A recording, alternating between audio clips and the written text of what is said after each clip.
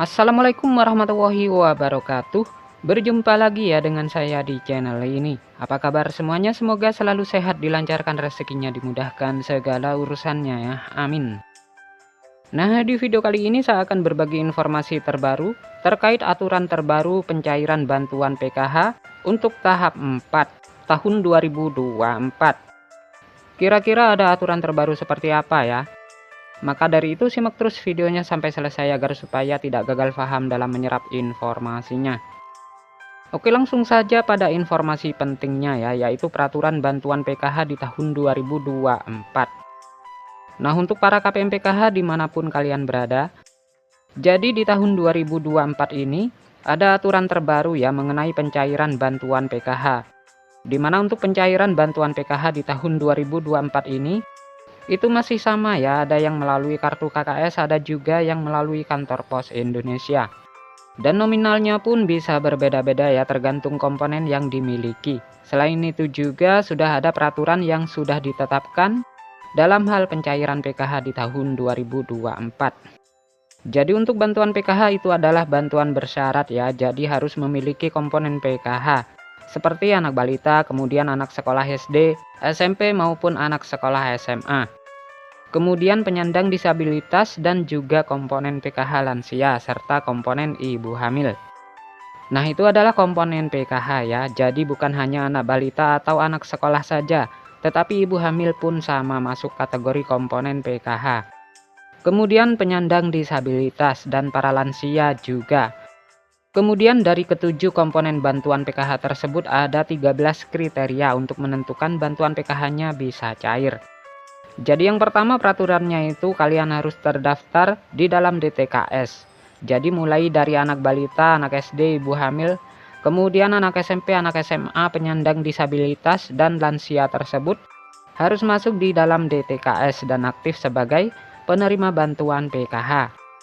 Kemudian peraturan yang kedua, di dalam keluarga maksimal hanya 4 komponen saja ya yang masuk ke dalam pencairan bantuan PKH. Jadi maksimalnya itu adalah 4 komponen. Jadi tidak bisa semua 7 komponen didapatkan ya. Kemudian peraturan yang selanjutnya, prioritas bantuan PKH yang memiliki komponen datanya itu harus aktif dan padan antara di DTKS dengan Dukcapil. Nah, itu adalah yang harus dipatuhi ya, karena bansos itu datanya harus padan dan valid. Jadi tidak boleh ada perbedaan. Kemudian peraturan yang kelima, jika kalian terdaftar sebagai penerima bantuan PKH anak sekolah, baik itu SD, SMP maupun SMA, datanya itu harus terdaftar di aplikasi Dapodik sekolah masing-masing dan datanya padan dengan DTKS. Jadi tidak boleh ada perbedaan. Kemudian peraturan yang keenam untuk komponen PKH balita. Nah, yang disebut sebagai komponen PKH balita itu adalah hingga anak yang kedua saja ya. Nah, apabila ada balita ketiga ataupun balita keempat dan seterusnya, maka sudah tidak dapat dibilang penerima bantuan PKH lagi ya, karena cukup dibatasi sampai balita kedua saja. Kemudian selanjutnya peraturan adalah komponen anak balita, umurnya itu adalah sekitar 0 sampai 6 tahun. Jadi jika sudah lewat 6 tahun itu bukan kategori anak balita ya, tetapi sudah masuk ke jenjang anak SD. Kemudian yang selanjutnya, peraturan ke-8 yang dianggap sebagai komponen disabilitas, itu hingga 4 orang saja untuk komponen disabilitas.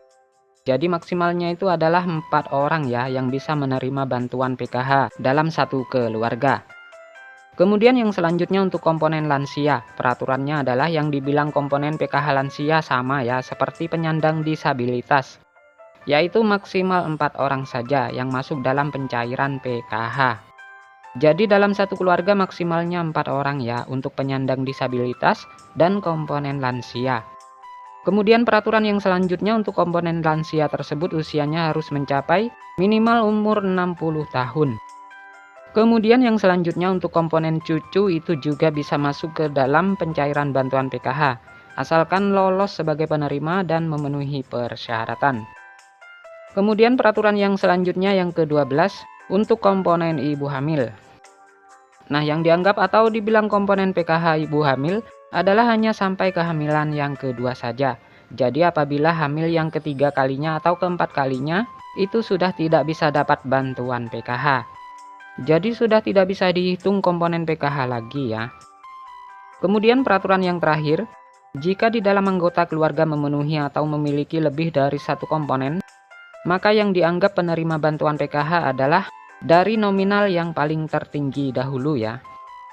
Nah, misalkan ada anak penyandang disabilitas, kemudian juga memiliki anak yang normal yang bersekolah di jenjang SD.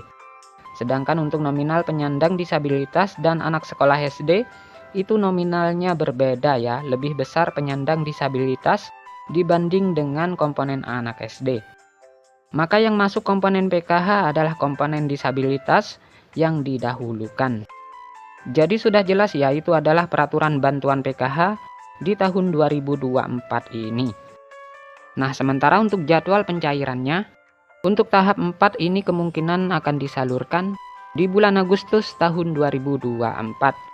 Sementara untuk tanggal waktu pastinya kita tunggu informasi selanjutnya. Nah, sekian dulu. Assalamualaikum warahmatullahi wabarakatuh.